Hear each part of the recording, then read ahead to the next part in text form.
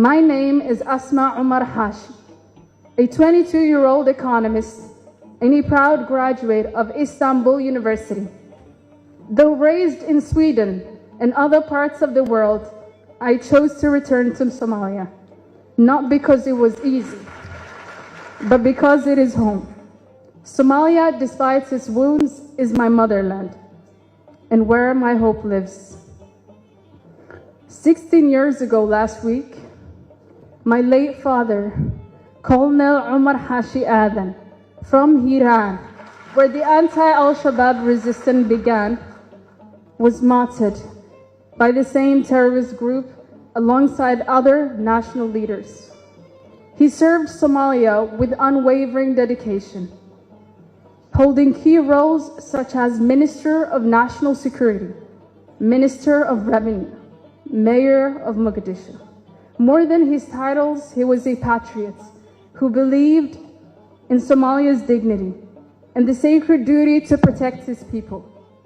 His spirit of patriotism and moral courage lives on in us. I share his story not only to honor his sacrifice, but to carry forward the same values, not just as his daughter, but as a daughter of Somalia. His vision of a free and united Somalia endures. If Somalia is to achieve the goals of Centennial Vision 2060, we must unite and confront the root causes of conflict, not only as a political challenge, but as a moral obligation. We must stand with courage, resist with conviction, and reclaim our nation from terror. To the youth of Somalia, this vision is yours.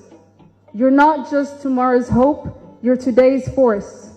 The builders, the thinkers, the reformers. Let us rise with purpose, create with courage, and lead with integrity. Let us stop waiting to be invited. Let us take initiative, shape the future, and build the Somalia we believe in.